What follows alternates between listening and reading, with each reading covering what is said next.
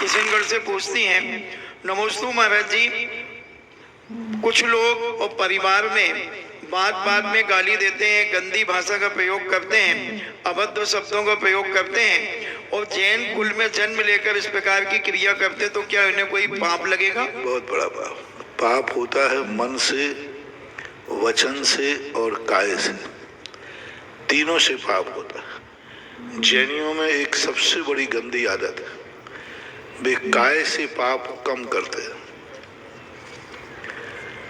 जैनी काय से पाप कम करता है, जैनी मन से पाप कम करता है, लेकिन वचन से पाप करता है। मैं उदाहरण दे रहा हूं।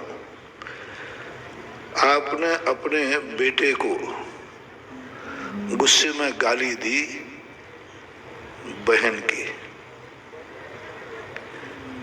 गुस्से में दे देते हो। अब बेटे की बहन तुम्हारी कौन हुई? बेटी हुई।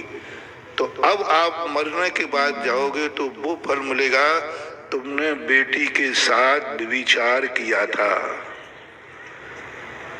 तुम क्या कहोगे? अरे साहब ये अन्याय है, मैं बेटी के साथ व्यभिचार, मैं कभी बेटी के साथ व्यभिचार करूं महाराज? या वहां खाते वाले, अरे महाराज मैं जैन हूं साहब, बेटी के साथ विचार करूंगा।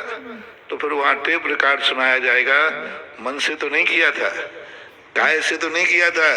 एक दिन बेटे को गुस्से में वचन से बहन की गाली दे देते।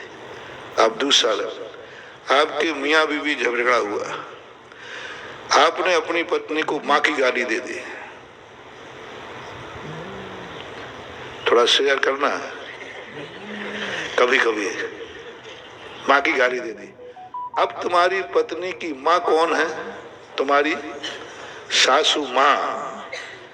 भारत में उसको भी क्या कहा? माँ।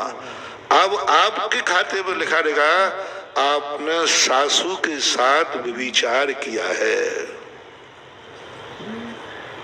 अब तुम कहो मुझे सासू को तो मैं माँ कहता था, माँ जी कहता था।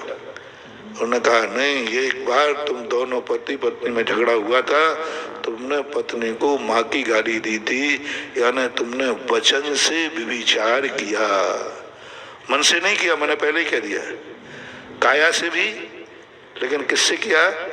और पाप कितनों से होता है? मन से, वचन से, काय से। अब ये पाप जैनियों से हो रहे हैं कि नहीं?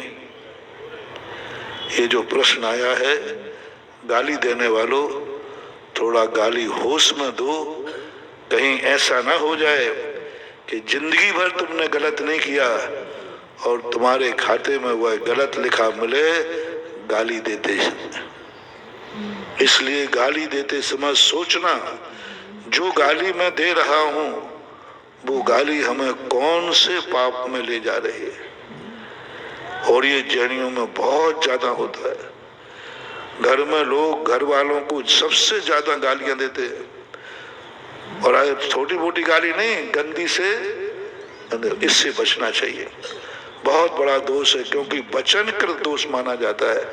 और ये मत समझना कि वचनकृत में कर्म का बंध नहीं होता, बराबर कर्म का बंध होता है। इसलिए इससे बचना चाहिए हमेशा। डॉक्टर साकेत सिंघई बाकल बोरीवल से पूछते हैं, हे गुरुदेव नमोस्तु, एक व्यक्ति आया, बोले महाराज जी बच्चे को लेकर, बोले महाराज ये छोकरा है, ये बिल्कुल पक्का उल्लू का पट्टा है। ऐसे बोलते आप लोग, उल्लू का पट्टा। अब मैं तो थोड़ा पढ़ा लिखा आदमी, तो मैंने कहा भैया कोई बड़ी बात नहीं है, उल्लू का पट्टा। उल्लू के पट्टे का अर्थ मालूम? उल्लू का बेटा। मैंने कहा जिसका बाप ही उल्लू हो तो उल्लू के उल्लू ही तो पैदा होंगे। बोले महाराज आप तो ऐसा कह रहे हो। मैंने कहा भाई देखो मैं अर्थ बता रहा हूँ, उल्लू का पट्टा का अर्थ है उल्लू का बेटा। जब बाप उल्लू है तो अब बोलो कितनी बड़ी भूल है। यानी गाली दे रहे हो तुम बेटे को और लागू हो रही है स्वयं के ऊपर, तो होश में बोला करो थोड़ा। नमोकार महामंत्र जाप का अनुष्ठान पुण्य बंध का कारण है या परंपरा से मोक्ष का कारण भी है? जाप निदान, नमोकार मंत्र निदान, जाप जाप जाप तो परंपरा से मोक्ष का कारण बनता है। और अभिप्राय के ऊपर है। आप जाप किसके लिए दे रहे हो? रावण जाप दे रहा है रामचंद्र जी को